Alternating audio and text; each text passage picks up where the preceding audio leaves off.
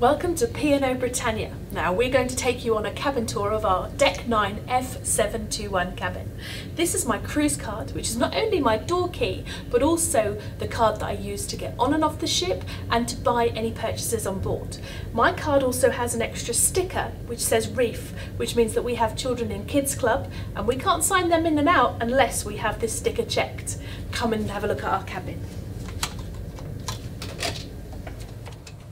Now you'll notice by the door there's a slot. This is where you put your room key so the electricity works.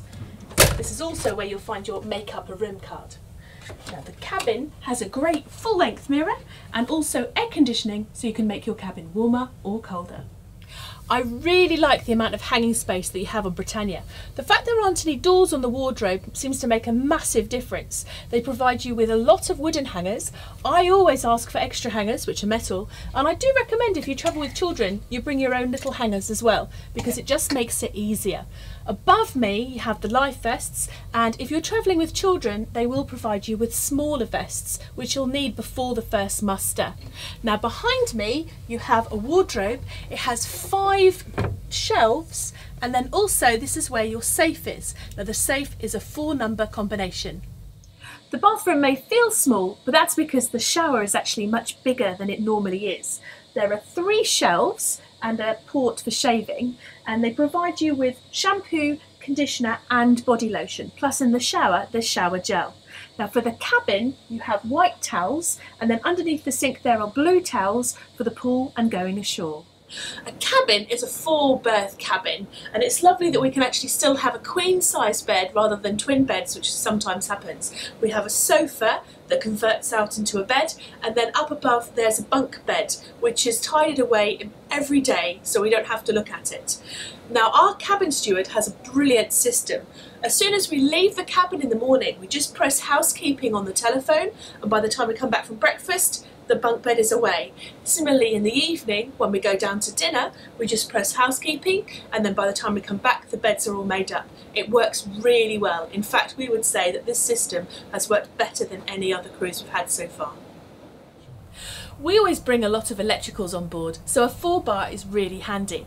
This cabin has 4 UK sockets, 2 above the desk, 1 which is always on, 1 below the desk and 1 by the full-length mirror. We like this to be a dry area, so the tea and coffee making facilities that was here we've moved across to beside the bed. Now the hairdryer has an American socket, so you can only use it here, you can't use it elsewhere in the cabin. It has 3 settings plus a boost. This is also the area where you have the fridge, and behind this door is a shelf, plus there's a long drawer here.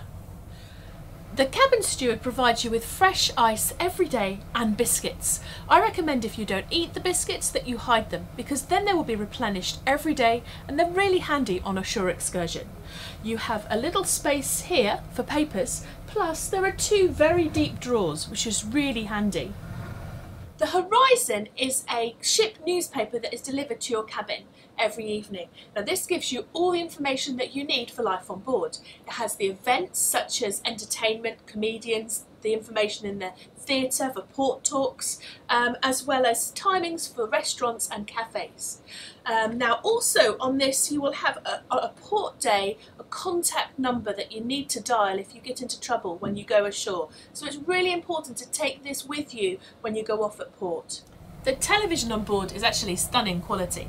Information along the top includes live TV if you want to watch the news and catch up on current affairs, films, some are paid for, some are free, TV shows, a cruise radio, Explore Ashore, which gives you the highlights for the ports that you're going to, and other entertainment. If you go to Britannia, then it'll give you specific information about your cruise. So the cruise overview, the ports that you're going to with which nights are formal nights, the navigational chart so you can see exactly the order of the ports and whereabouts your ship is, and the ship webcam, which would be particularly handy if you're in an inside cabin because you'll be able to see what the weather is like outside.